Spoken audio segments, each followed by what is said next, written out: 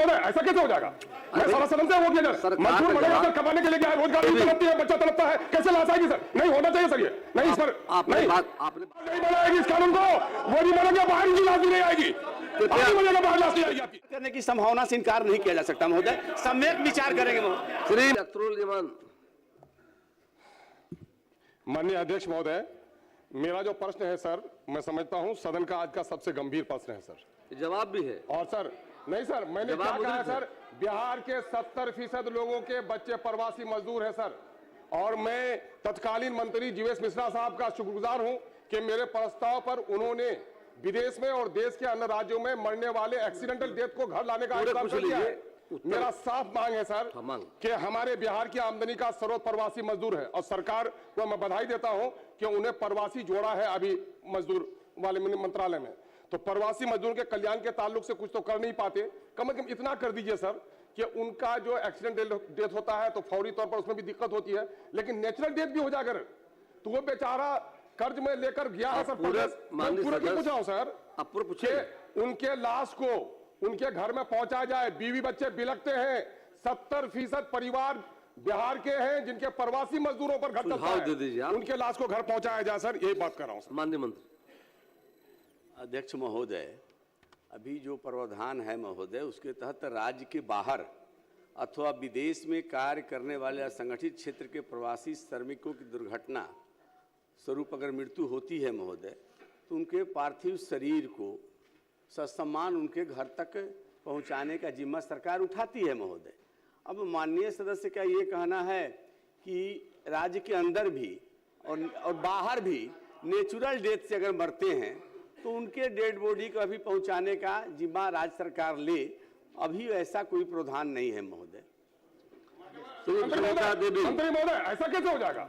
मैं सारा सदन से वो किया सर, मजदूर बढ़ेगा सर, कमाने के लिए क्या है, रोजगार नहीं दे पा रहा है, कमाने के लिए परदेश गया है, उसकी लाश को नहीं जाएगा, बीवी तड़पती है, बच्चा तड़पता है, कैसे लाश आएगी सर? नहीं होना चाहिए सर, ये नहीं इस पर आपने बात को रखा नहीं सर। मंत्री जी अभी साहब जाइए, क्या अगर जो सरकार नहीं बनाएगी इस कानून को, वो नहीं बनेगा, बाहर की लाश भी नहीं आएगी, बनेगा बाहर लाश नहीं आएगी आपकी। क्यों नहीं कीजिएगा मजदूरों के लिए काम? आप मेरी मजदूरों पर हो रही है, अपनी राय दे दी। मजदूरों का मामला सर, मजदूरों का मामला सर, नहीं सर 70% वोटर है मजदूर। ईमान जी नहीं सर, मजदूर का मामला अगर अपनी राय दे दीजिए, मजदूर विरोधी जो लोग समर्थन नहीं करेंगे, अपनी राय दे दीजिए। बिहार देख रहा है मजदूर विरोधी लोगों को कि मजदूर की लाश को नहीं लाइएगा, सरकार होता है, इसके माने कि लाभ लेने के लिए उसको जाके कहीं गाड़ी के चक्कर में दबना पड़ेगा। जो बीमार है मजदूर बाहर में, वो समझेगा कि मरूंगा तो लाश नहीं ले जाएगी सरकार, तो जाकर के कहीं एक्सीडेंट हो जाएगा। वो सुझाव लेने के लिए वोट लेने के लिए आग्रह आपसे है ईमान जी बोलने के बजाय विधायकों की तनख्वाह काट दीजिए, लेकिन लाश बोलने के बजाय सुझाव दे दीजिए सरकार को, सुझाव दे दीजिए। नहीं सर, क्या सुझाव क्या है? क्या सुझाव क्या आपका है? सुझाव क्या आपका? सुझाव दे दीजिए सर। विदेश में या अन्य प्रदेशों में जो मजदूर हमारे कमाने के लिए गए हैं, सरकार को वो मरे तो उनके नेचुरल डेथ में भी सर वोट के लिए का चर्चा किया, मैंने अभी मौजूदा क्या प्रावधान है उसका जिक्र किया, लेकिन भविष्य में इस पर विचार नहीं किया जा सकता ऐसा तो मैंने नहीं कहा महोदय। विचार करने की संभावना से इनकार नहीं किया जा सकता महोदय, सम्यक विचार करेंगे महोदय। श्रीमती संगीता देवी, सरकार विचार करेगी, कृपया बैठ जाइए। सरकार विचार करेगी, सरकार कैसे बोलेंगे बताइए? सरकार आपके सुझाव पर सरकार विचार करेगी, कृपया बैठ जाइए। आपके सुझाव पर सरकार विचार करेगी।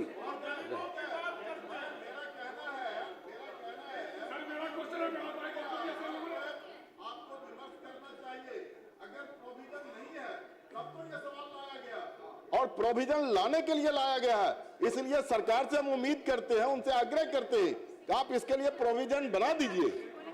सर जी मैं खत्म ही कर देता हूँ। अध्यक्ष महोदय, बड़ा स्पष्ट तौर पर माननीय मंत्री जी ने बताया विचार करेंगे, सरकार को सुझाव दे, उस पर विचार करेगी सरकार। बात खत्म, इसमें विचार करने का हमारा साफ कह दिए लाएंगे। ईमान जी, तो प्रदेश में बढ़िएगा, लाश नहीं आएगी। श्रीमती संगीता देवी बैठ जाइए। ईमान जी बैठिए, बात क्लियर हो। क्या बोले? 14 दिन सुझाव दे दीजिए आप।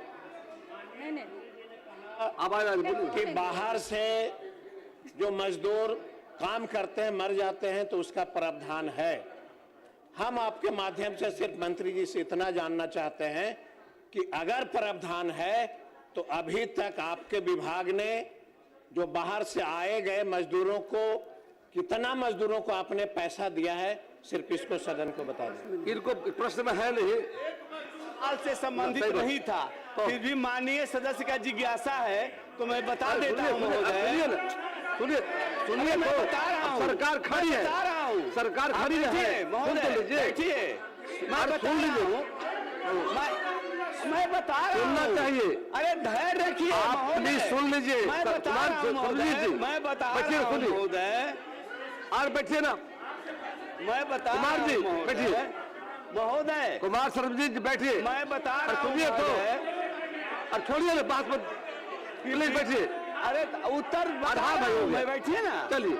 आप मान्य बता रहा हूं बैठिए। बता रहे हैं भैया, बता रहे, सुनिए दो। अध्यक्ष महोदय, बता दीजिए, शांति शांति। अध्यक्ष महोदय, वित्तीय वर्ष 2025-26 में अब तक 2,58,547 रुपया इस मद पे खर्च किया जा चुका है महोदय।